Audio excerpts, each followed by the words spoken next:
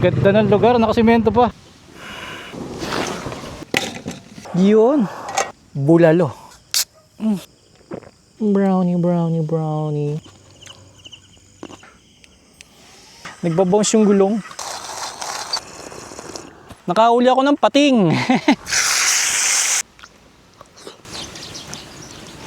Meron din silang rubber boat. Ang laki pala ng fish pond na to pag nandito ka sa gitna. Pang American style yung bakod nila, oh.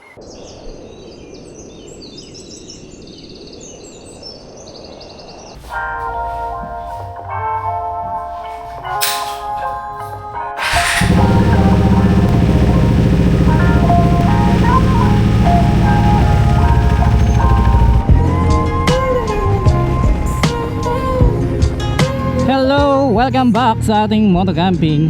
Malapit-lapit yung ating campsite na pupuntahan. At ang iluluto nating ulam ngayon ay bulalo. At ngayon, nagbabalik tayo sa KTM gaya ng sinabi ko last vlog sa inyo na hinihintay ko yung Zontes 400G at maglalabas sila ng Enduro 400G. Ito na ang ating favorite palengke. Punta ulit tayo sa ating suki. Ito si Suki, bukas pa rin kahit alas 12 na, di ba? Anong lutuin mo ngayon, sir? Bulalo, ma'am. Bulalo. Yes, ma'am. Alam niyo na yung sangkap?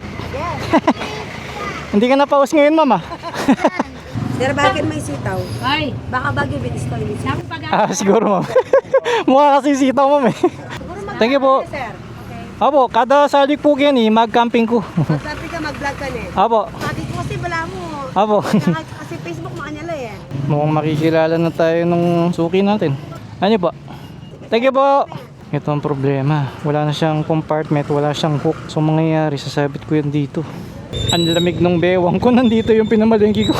Para sa mga gustong mag-moto camping, yung gustong gayahin yung ginagawa ko na tiga Pampanga, try nyo muna dito sa may Arayat para practice ba. Huwag nyo biglayin yung sarili nyo sa malayo ka agad. Ito na yun.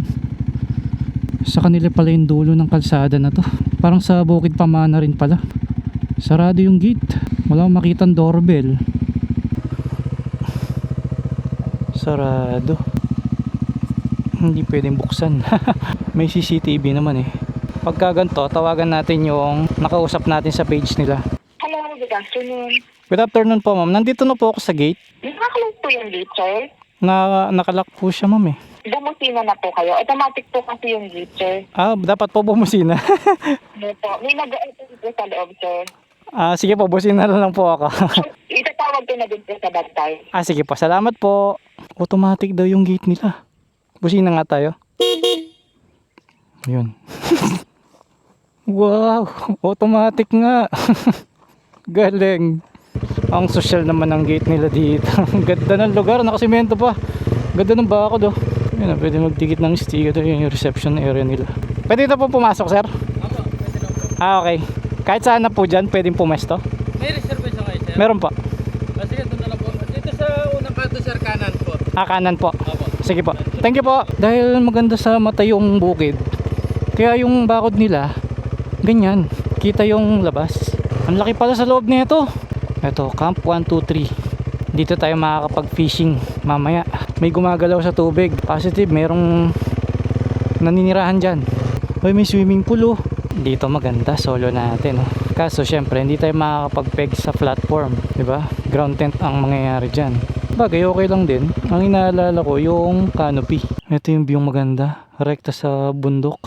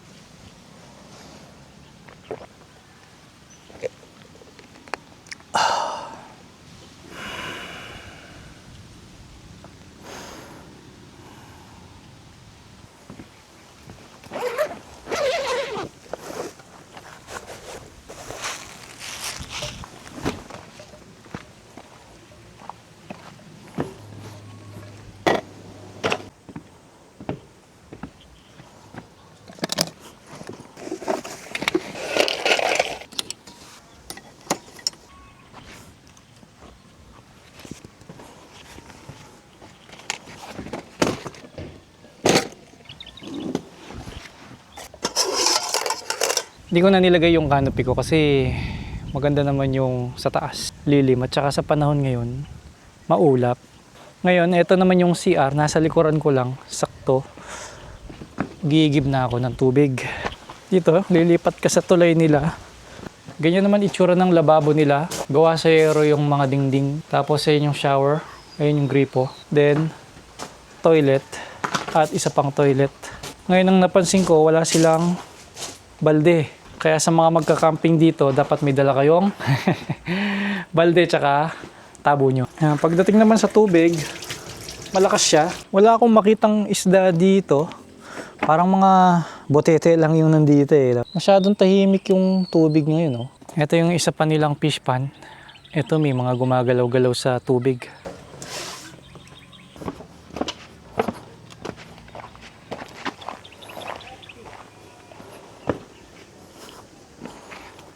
Dito nga pala sa platform nila, may switch ng ilaw. Ngayong inon ko, ayun. Ito yung ilaw niya. So kahit na wala na tayong ilaw na may sasabit sa canopy kasi hindi ko naman nilagay, meron naman tayong liwanag. So mukhang malakas naman yung buga ng ilaw niya. Kaya mamayang gabi, hindi tayo magiging madilim dito. Nagpalit nga pala ako ng bigas dahil yung Coco Pandan is laging out of stock. Ngayon, naghanap kami ng ibang bigas. So ito, Japanese rice. Yung mga butil niya, oblong. At saka ang maganda dito, malambot siya, pero hindi siya agad-agad napapanis.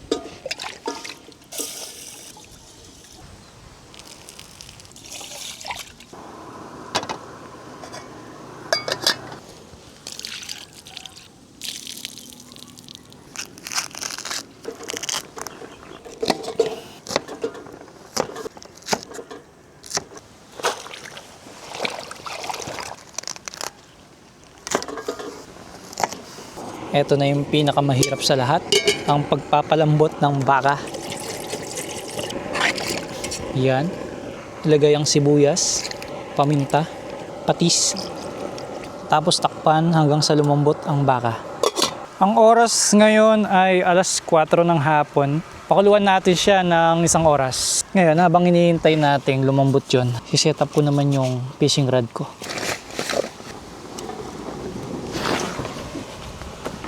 Ngayon umahangin ng malakas, tinatangay itong tulugan ko dahil medyo magaan siya. Pumapasok dito yung hangin tapos binubuhat niya. Ngayon itatali ko muna. Baka kasi malaglag sa kanal.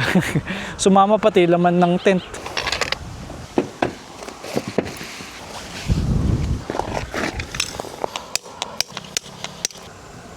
Medyo malakas lang talaga yung hangin dito. Sobrang open kasi. Hindi na siguro matatangay yan, 2 tali na nilagay ko. Meron tayong special na hook para sa mga tilapia. Maliit lang na hook. Ngayon, tapos nang nai-set up yung ating fishing rod, pwede na tayong mangisda. Tinapay lang ang ipapain natin. Let's see kung makakahuli tayo. So, ang paglalagay daw ng pain sa hook is dapat hindi nakikita yung hook. Let's try. Mukhang wala doon. Dito tayo sa mas payapang tubig sa kabilang fish pan nila. Mas tahimik. O, di ba? Mas payapa, mahina ang hangin. Kanina gumagalaw-galaw yung floater ko. Siguro may kumakain dun sa pain. So, ito yung pain ko na wala yung laman niya. Ayan, nakahuli na ako. Nakuhuli na ako. Ayan na. Alright. Ang puti ng tilapia nila. Tama-tama lang yung size niya para sa isang tao. Kaya nagkakagloves ako kasi baka tamaan ako ng mga palikpik ganun. Effective yung pain natin. Tinapay lang pala. Nice one. Uy! Lagay natin siya dito. Yan. Buhay pa. Buti na lang. Okay, let's go.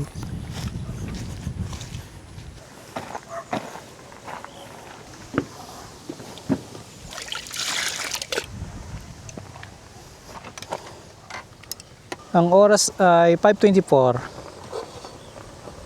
Kumusta na kaya ang ating beef? Pwede, lumambot na. Pagkatapos kumulo, ilagay natin yung mais. Hayaan lang natin mga 5 minutes. Habang hinihintay natin maluto yung ulam, pakita ko muna sa inyo tong RC ko na may konti lang akong binago. Itong RC ko, nagpalit ako ng headlight. 3D print siya na plastic, tapos meron din siyang LED lights dito. And then, red na LED lights din dito. Ngayon, ang bigat ng RC ko kasi nilagyan ko ng pampabigat yung gulong niya. After 5 minutes, ilagay na ang mga gulay. Medyo matagal lang talagang pinapakulo ito. Kaya dapat marami kang dalang butane. Ayan, mukha na siyang bulalo.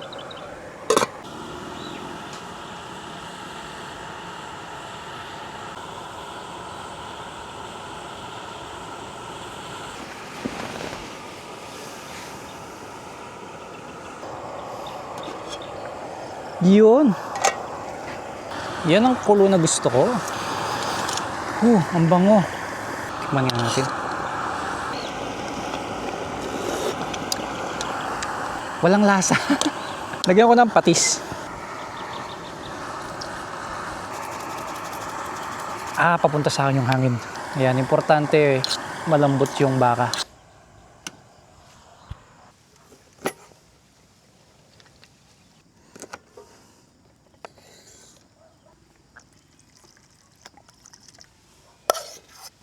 Buti na lang lumambot yung baka. Ito po ang ating pagkain ngayon, bulalo.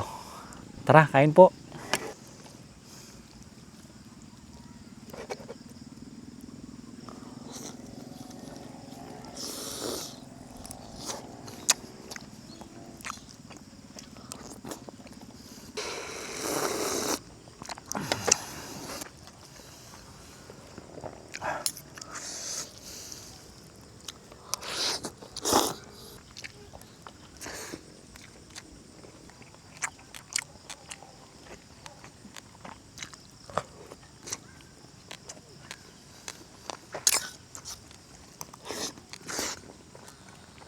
Ito yung pinakamasarap sa lahat. Bone marrow.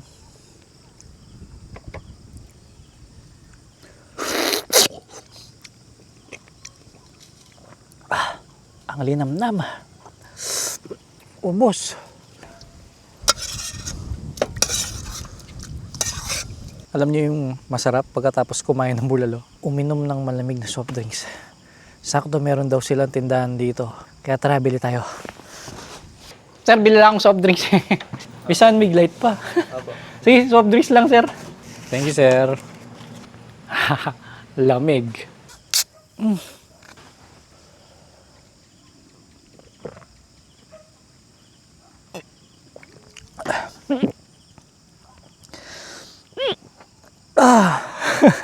Grabe, ginhawa.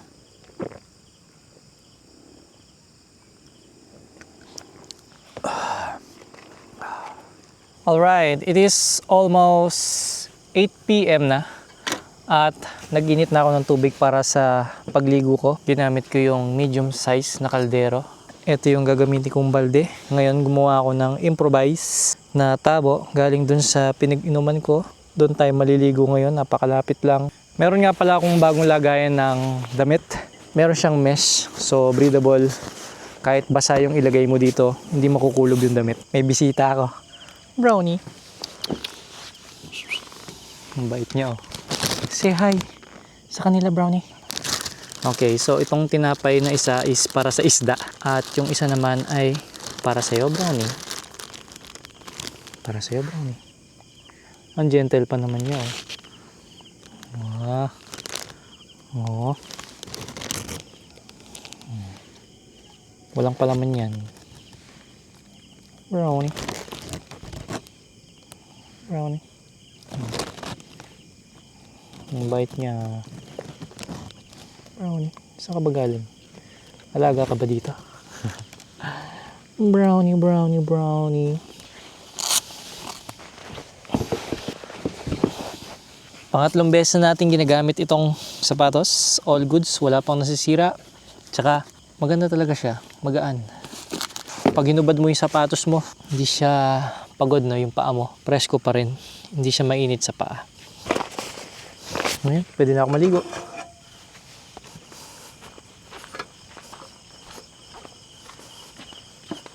dito, kompleto ng ilaw, no? May patungan pa ng damit dito sa taas.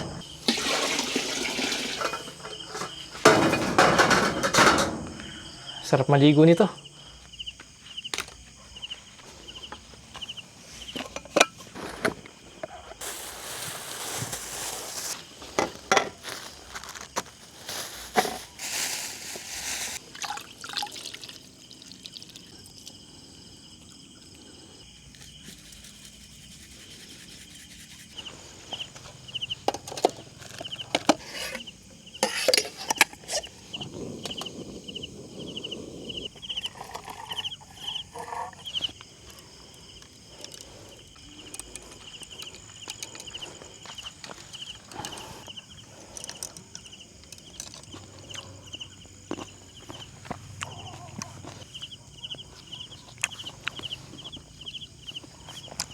Ngayon, pwede akong mangisda habang nagmimerienda dito.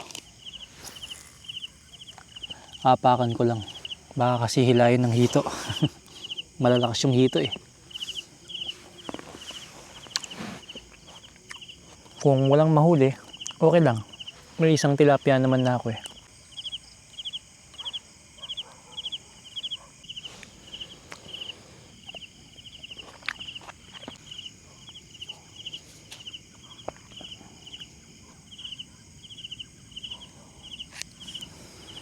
Wala. Mukhang hindi kumakagat ang isda kapag gabi. Itutuloy ko na lang bukas ng umaga. Ngayon, ito yung perfect timing para ipakita ko sa inyo yung bagong ilaw ng aking RC. Yan. Then, ito yung controller niya. Ang brand nga pala ng RC ko is Vanquish. Hindi na ito yung stock na gulong niya. Palit na ako ng tire, mags. So ito ay mas malaki sa stock. Then nagpalit na ako ng suspension na Desert Lizard. Then yun, gamitin natin. Ayan, ganyan ang itsura. Para kayong driver dyan. Dahil yung LED niya is nasa loob ng sasakyan. Kaya maliwanag yung loob. Ganito naman ang itsura kapag nasa bubong ng RC. Pag tumakbo ng matulin, ito'y sagad. Nakakatakot, baka magkamali kasi. Punta ulit tayo kung saan tayo namingwit kanina. Ito dahan-dahan lang. Kasi nagbabounce yung gulong. Ito dapat kinukuha ng patagilid. O, diba? Basic. Yung kinagandaan pag kami ilaw, kahit di ka na sumusunod sa kanya, nakikita mo kung nasan yung RC.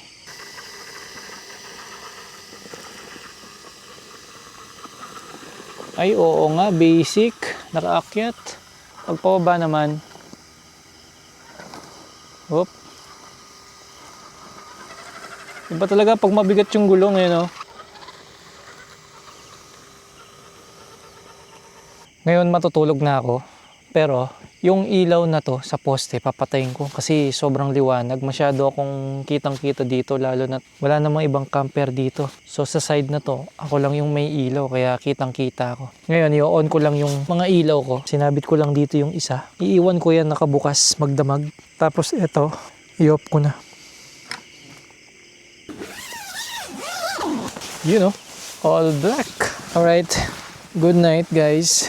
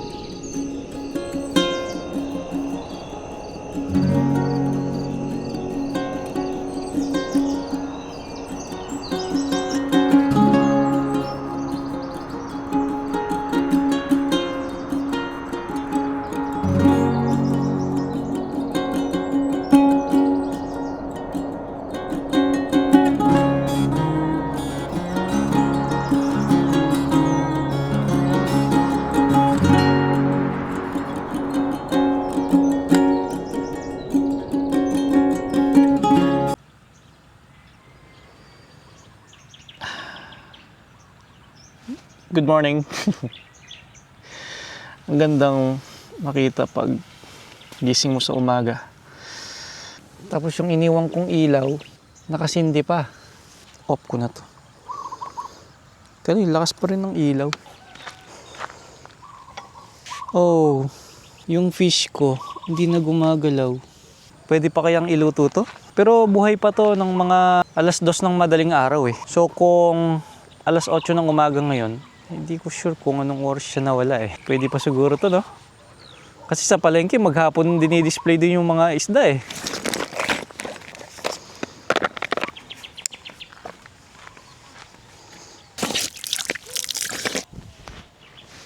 Pinakamasarap ma-experience to ng nagkakape.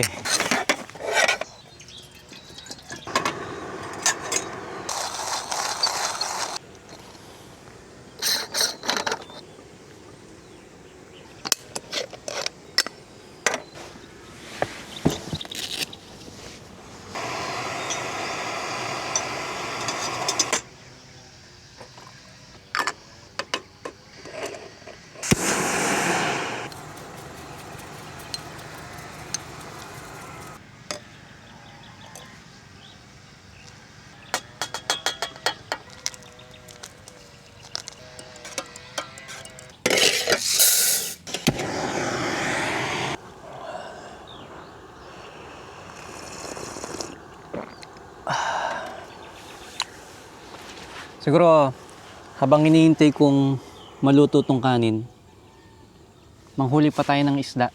Ngayon ko lang napansin, may watchtower pala dito. Ayun o. Ang sarap ng tulog ko kagabi.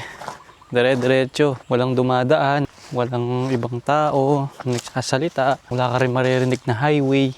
Ayun lang, mahina ang huli kapag patanghali na. Kasi alam ko nasa 11 AM na eh. So bumababa yung mga isda. Kasi naiinitan sa taas. Ang pinaka-almusal talaga nila, mga alas 6, pinakamatagal na yung alas 8. Mukhang may huli tayo. Meron nga. Kaso maliliit. Ito yung huli natin. Oh. Ibabalik natin to para lumaki pa siya. Kawawa naman. Yan. Uy, uy, uy. Hinihila niya yung...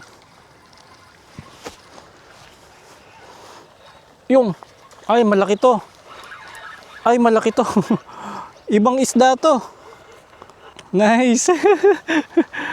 Anong isda to? Bakit mukha siyang pating? Oh, nakauli ako ng pating. Anong isda to? Ba't ang lapad ng ulo?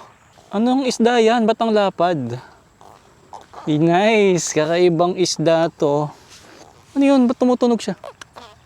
Kinakausap yata ako. Hello? Uwi ka na daw. Ah!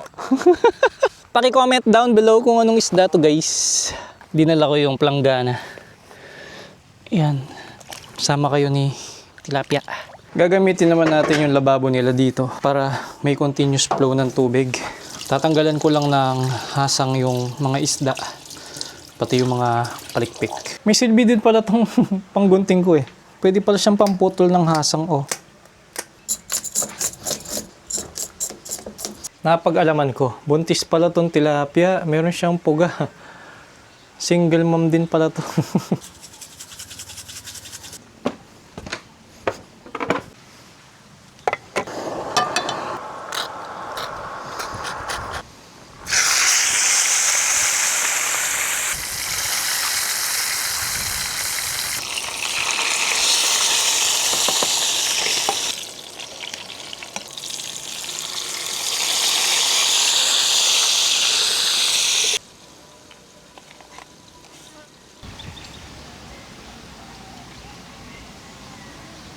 Okay, let's eat. Medyo tutong yung kanin ko kasi nung nagluluto ako, nagpipising ako eh. Pero okay lang. Siyempre dapat may suka yan. So yan po ang ating pagkain ngayon. Sakto, alas 12 ng tanghali. Tara, kain po tayo.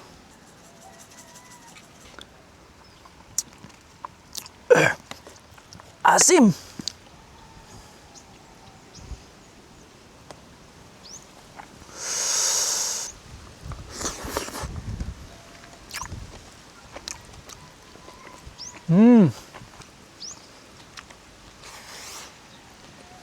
Sarap.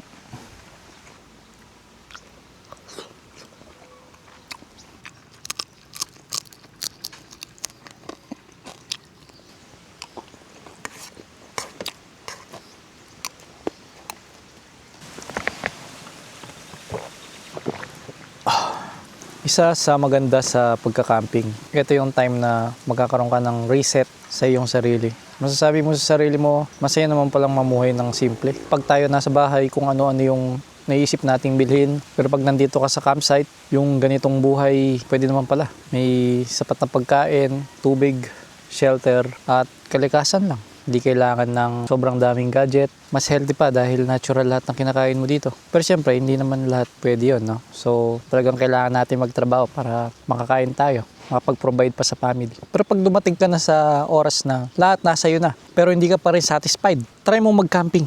Marirealize mo, sobrang swerte mo na pala. Kasi daming taong namumuhay na simple lang din ganito. Wala silang kakayahan para bumili ng mga mamahaling sasakyan, malaking bahay, pero masaya sila. So ikaw naman na nasa iyo na lahat, masasabi mo sa sarili mo, sobra-sobra na pala. So pagbalik mo sa bahay ninyo, masasabi mo, okay na pala ako. Goods na pala to. Hindi ka nahahangad ng higit pa doon, di ba? Magiging sapat na pala kung anong meron ka ngayon. Chinat ko yung may-ari ng campsite na to. Tapos sabi ko, mag-extend na lang ako. So sabi niya, 200 pesos kada 3 oras. So pinili kong mag-extend dito. Supposed to be, uwi na ako ng 12. Kaso kasi gusto kong sulitin yung nature ba, yung nandito. Di totoo lang, kasi tingnan yung oras, 3:49 PM na. Kumain ako alas 12. So sarap lang tumambay dito. So sa mga hindi pa nakakapunta dito at kung trip niyo yung ganitong vibe, ayan, try nyo yung Santillanas. 700 ang overnight stay dito. Additional 200 pesos kapag mag-extend. Pero sulit naman. Kasi isipin mo, nakalibre pa ako ng tanghalian, di ba? Nakadalawang isda ako. Ang kulang na lang dito, mga tanim na gulay, prutas, ganun. So after kong magligpit, ikutan natin ng isang beses yung campsite. Kahit yung dito lang kasi yung doon na based sa drone, wala namang makikita doon eh.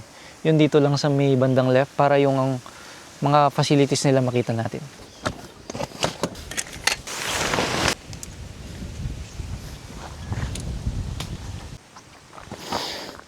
I'm sorry guys.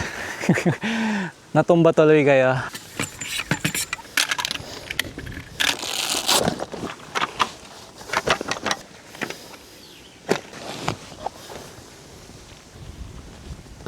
So sa posisyon ko, pangalawa ako sa dulo, meron pang isang platform doon, mas malapad. Ang platform dito ay 4. Ayun yung CR nakagitna. Sa left side ko, dito tayo nakakuha ng isda. Sa right side ko naman, may hito daw dito pero wala akong nahuli. Bawat platform nga pala ay may switch ng ilaw. Meron din silang villa. Ito continuous yung tubig nila dito. Nilalagyan nila yung fish pond. Meron din silang rubber boat. At ganito yung makikita mo dito. Ang ganda oh, para kang lumulutang. Nakakalula oh. Ang laki pala ng fish pond na to pag nandito ka sa gitna. Lakas pa ng hangin. Ito yung N. Ilang kaya ang lalim nito? Grabe. Ayun yung tent natin doon. Nakakalula yung agos so pagka nakasteady ka, para kang matutumba. So pwedeng maglakad, pupunta doon, paikot, papunta sa tent natin. So yung platform nila, hindi siya kahoy eh. Mukha lang siyang kahoy. Parang plastic to eh. Then siguro merong extra bayad pag gusto nyong magbangka dito. Ito yung kanilang restaurant. Nakalak. Bili tayong soft drinks para makapasok tayo. Yun no. Ang ganda. Presko. May mga screen pala eh. Ito naman yung kanilang swimming pool. Ang dami niyang pool oh. Bilog-bilog. 7 yung kanilang mga pool dito. May mga villas pa dito. Oh, ang ganda oh. Pang American style yung bakod nila oh. May aircon pa. Ah, tent siya. Pare-pareho yung itsura. Para kang naka-quarantine neto. Ang mahal yata nito. Nakaharap lahat sa bundok eh. Camping ground din to. May platform din dito sa ilalim ng mangga. Ayan. 7 yung platform nila dito. Tapos ayun yung CR. Doon naman yung isa pang camping ground pero simple lang daw yung camping ground doon. Alright, naipakita ko na sa inyo ang campsite na to. So tayo na mag-gear up. Uwi na tayo. By the way, meron nga palang signal dito.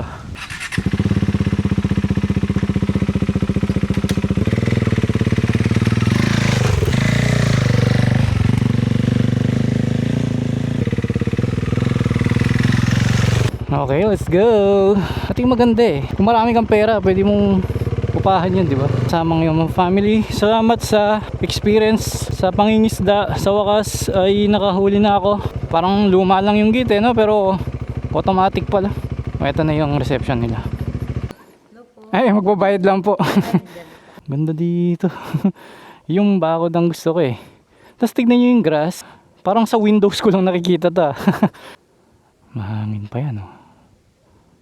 Alright, may X na natin sa ating mga plants ang Santillana Hillside. Alright, let's go. Thank you so much. See you next camp. Read for speed.